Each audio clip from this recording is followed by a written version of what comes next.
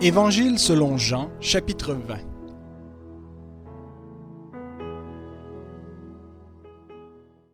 Le premier jour de la semaine, Marie-Madeleine se rendit au tombeau dès le matin, comme il faisait encore obscur, et elle vit que la pierre était enlevée du tombeau.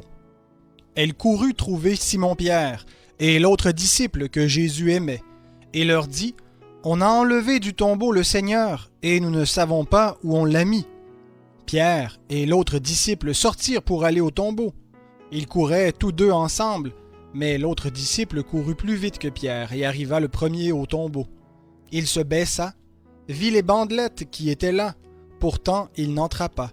Simon-Pierre, qui le suivait, arriva.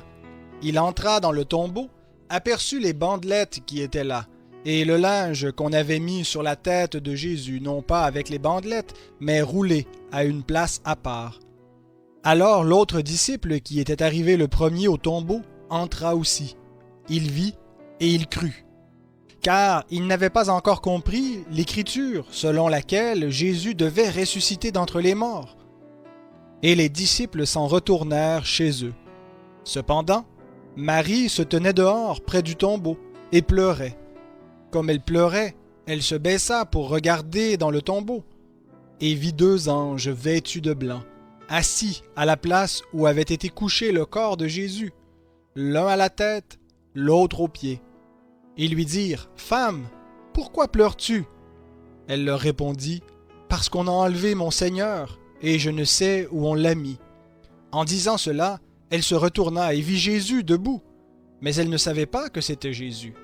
Jésus lui dit : « Femme, pourquoi pleures-tu ? Qui cherches-tu » Pensant que c'était le jardinier, elle lui dit : « Seigneur, si c'est toi qui l'as emporté, dis-moi où tu l'as mis, et je le prendrai. » Jésus lui dit : « Marie. » Elle se retourna et lui dit en hébreu : « Rabouni », c'est-à-dire « Maître ».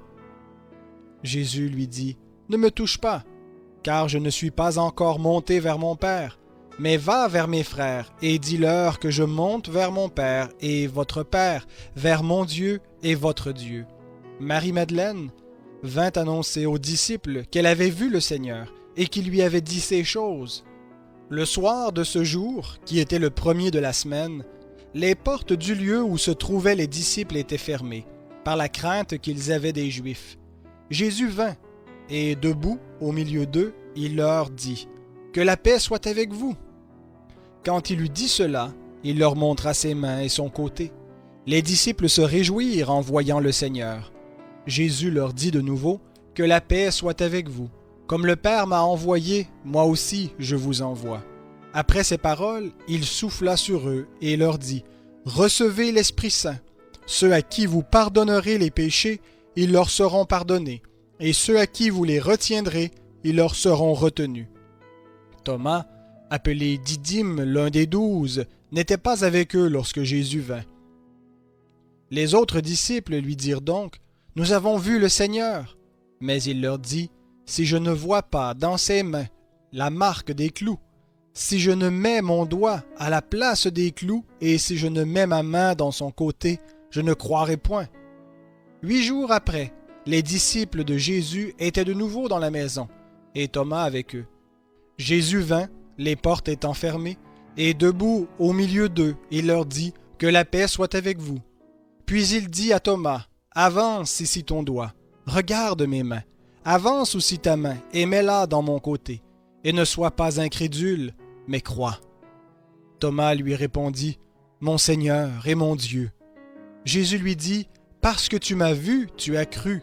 Heureux ceux qui n'ont pas vu et qui ont cru. » Jésus a fait encore en présence de ses disciples beaucoup d'autres miracles qui ne sont pas écrits dans ce livre. Mais ceci est écrit, afin que vous croyiez que Jésus est le Christ, le Fils de Dieu, et qu'en croyant, vous ayez la vie en son nom.